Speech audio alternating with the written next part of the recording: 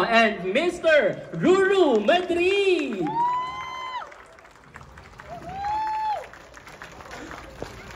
Of course, we also have here Miss Janeline Mercado. Very supportive.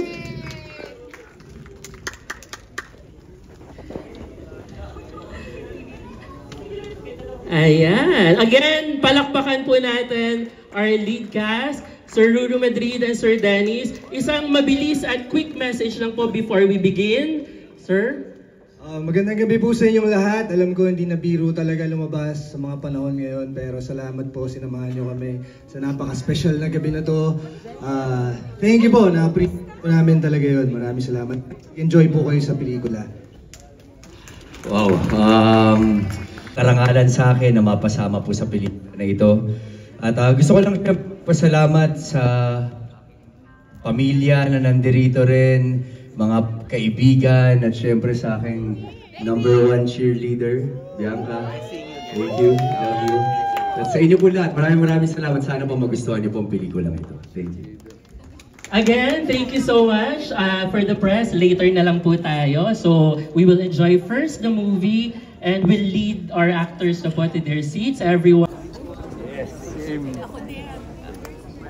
Maraming sa isang karangal. Hi, sir.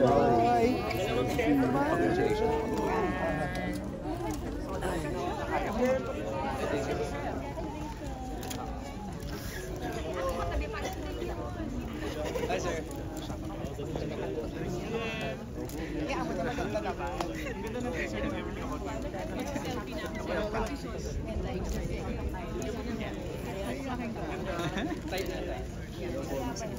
Papos mo na. Just wait for us. Gusto ko rin kasama. Ready sila. Kahit next.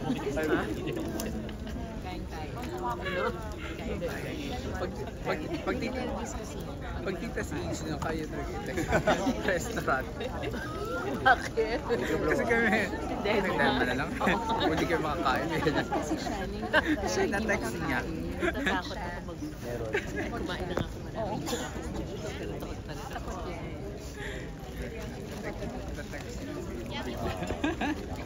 Dami. Oo, dami. Pagpagdapat. Ayan tayo. Kasi nyo 10:20 bar 10:20. Feeling ko ano oras na basta pa na. Malapit na tayo. We're inside the AC. Can you order? Siguro naman maniniwala sila kasi Viber naman ang hindi ka ba susulit sa age? Wala sa PC. Sa Viber. Wala, dito. Kaya mag-ano tayo, video call. Para sure.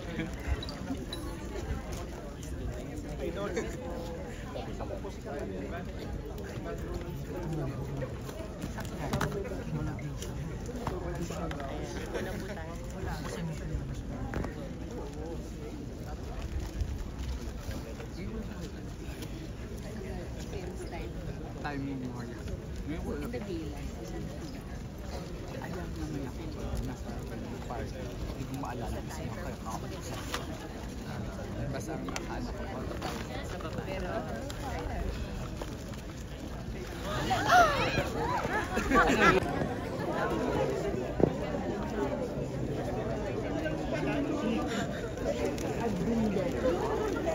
kailan yung naiinis ka na?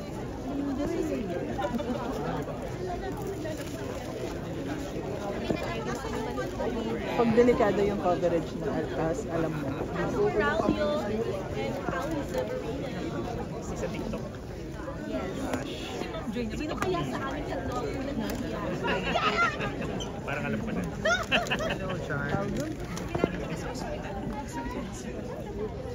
Galing sa kahapon.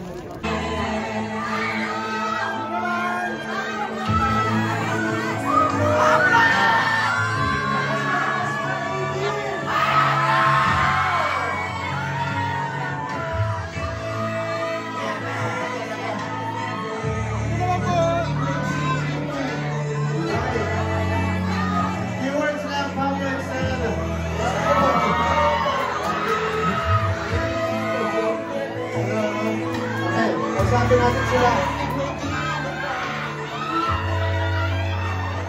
Parang kakanta sila, no? Teka lang. Sige. Makakatapos lang ng The Voice. Okay, congratulations for a very successful season. Thank you. Congratulations sa team ni Pablo. Sila yung nanalo. Sige, pag-usapan natin itong Green Bones, Niebe. At pagkapasok dun sa trailer, ang ganda ng scoring, sakto sa moment. Talk about the song, ano yung inspirasyon nila dito? We're very happy muna na napasama yung kantang Niebe para sa movie na to. We're very happy na finally magkakaroon ng highlight si Niebe and may kilala siya ng mas marami pa. Pero nung napanood po namin yung trailer, super touching siya, nakakakilabot kasi parang yung iba naman yung meaning ng song pero nung dinikit siya dun sa Green Bones, dun sa story, match pa rin siya. Ang galing, parang wala talaga siya sa sa story, nasa mensahe talaga siya nung mismong kanta and yung gusto ipahiwatig nung mismong kwento. Ikaw ano na-feel mo nung napanood mo yung trailer? Pablo. Sobrang curious ako sa story. Kasi yung trailer, very effective siya.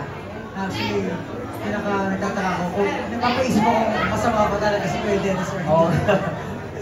So, yun po, nakakatuwa rin talaga na nadinig bigla yung scoring using the song niya. Ibang-iba yung effect niya. Pag nadinig ko lang. So, kaya nandito rin kami kasi excited ko yung Sobra excited. Huli nyo lang, kasi sinabi mo kanina, yung Niebe, isa sa mga kantang talagang gusto mong umangat. Kumbaga, malapit sa puso nyo to. Bakit? Paano nyo ginawa tong kantang ito? Kasi nung mga panahon na yun, malayo kami sa pamilya namin. Nung panahon kasi na yun, nagtutour kami. And na-feel lang namin yung pakiramdam na kasama mo yung mga mahal mo sa buhay. And saktong-sakto na papanahon na magpapasko rin. Tugman-tugma rin yung kwento ni Niebe na sa mga kapuso natin na hindi natin kapili ngayong darating na Pasko. So, bukod dun sa story ni Kuya Dennis and ni Ruro dun sa Green Bones mismo, tugmang-tugma talaga siya and we're very happy na hindi lang yung mensahe ng movie yung mapaparating natin, pati yung mensahe ng kanta mapapaabot natin sa mga manonood. We're very happy. Pablo, you can invite everybody to catch Niebe dito sa Green Bones. Siyempre po, invite ko kayo panoorin ng Green Bones. Sobrang excited na po kami natin. For sure, may enjoy na kasama po sina Lulu, sina Sir Dennis, napakagagaling ng mga actors. So, sabay-sabay po natin panoorin. Yes, Green Bones everyone. Palamakan po natin, Pablo and Stella! Thank you po. Grabe. Yung supporta, okay. Yes. So, good to see you, bro. Alright, so guys, dun sa mga daraanan po ng mga artista natin. Right now, it's Pablo and Estelle alongside the cast later. Ay makakausap po natin siya in her fantastic outfit for tonight.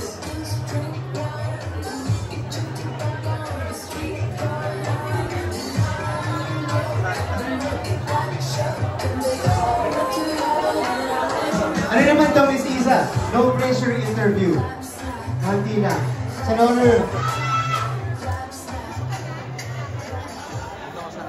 Okay, rampahan natin Miss Isa Calzado. Ay, no. Miss Isa, I know you've been part of... Hi, Martin. Hello. Hi ka muna sa mga... Sasabihin ko. Sige. Magandang gabi sa inyong lahat. Yan na ba yun? Yan na yung hi nyo. Magandang gabi sa inyong lahat. Maligayang Pasko. Teka lang. Lakasan nyo daw. Magandang gabi sa inyo lahat. Ang saya naman. Saya. Miss Isa, alam All natin. 5,000 of you, Yes. Punong-puno mamaya. We know you've been part of a lot of big projects already. But can you describe to us just the experience of being part of this whole production? Yeah, alam mo, nung nabasa ko yung script, kasi hindi talaga ako, limited yung time ko kasi I was doing a play. So sabi ko, I can only take on a few things. And when this script was sent to me, nung pagkabasa ko, sabi ko, kailangan natin gawin ito. Kasi ang ganda-ganda ng script, ang ganda-ganda ng storya, napaka-makahulugan niya at ang ganda ng mensahe. storya. Kaya alam kong gusto ko talaga siyang gawin. Grabe, ang hirap doon. Yeah. And then of course, you know, Dennis and I have never worked together. Pero 20 years ago, moreover that, magkakilala na kami at meron kami commercial. Pero hindi din kami magkasama sa eksena. So, and I've wanted to work with Zig as well. And it's been a while since I've worked with GMA. So, wow, thank you. Is it an official welcome? welcome? You're so happy. Yeah, apparently, hindi ko siya na-realize nung binabasa ko yung script. Because I was just reading, talagang walang production, walang ganun yung nasa utak ko. Parang yung story lang talaga yung mantig sa puso ko.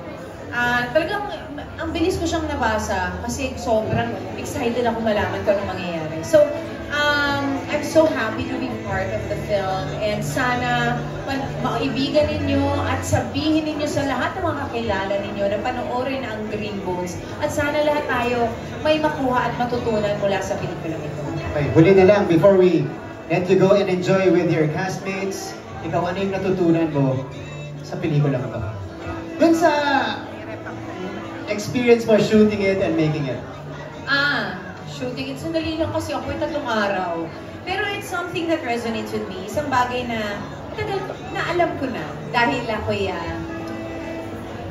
medyo matanda-tanda na din. Di naman. Marami nang pinagdaanan sa buhay. Pero umaasa talaga ako. Naniniwala ako sa second chances. Naniniwala ako na lahat tayo, gaano man minsan kadilim ang isang parte ng buhay natin or tayo mismo may pinagdadaan ng kadiliman, meron talagang liwanag at nasa loob natin yun, that we are all capable of good things and Green Bones. Yan. Beautifully said. Thank you. Palakpakan po natin Miss Isa Calzado at abangan natin siya mamaya sa pelikula. Miss Isa, thank you. Okay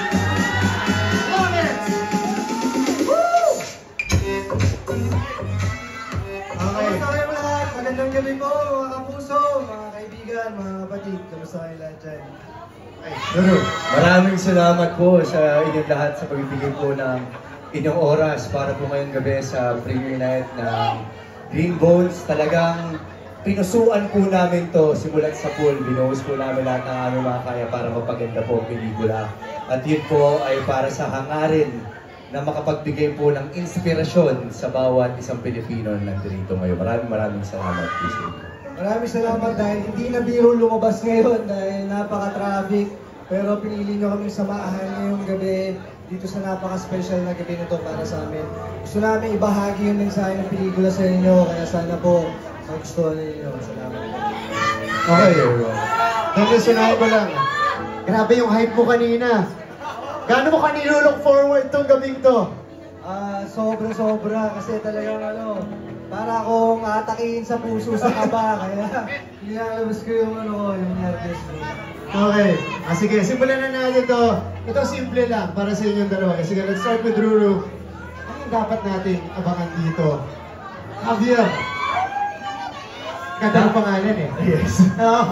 Well, dapat niyo po siguro abangan sa pelikula na ito ang storya kung saan magbibigay po sa atin ng inspirasyon na kahit po sinong tao, maraming mga tao na huhusga sa atin.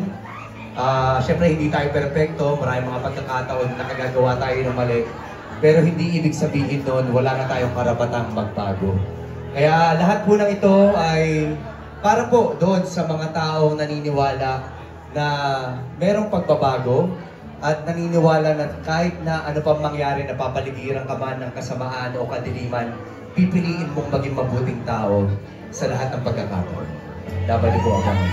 Alam mo, kasi ang bigat ng trailer yung message ni Ruru doon. Sige, si Dennis, go ahead. Sorry.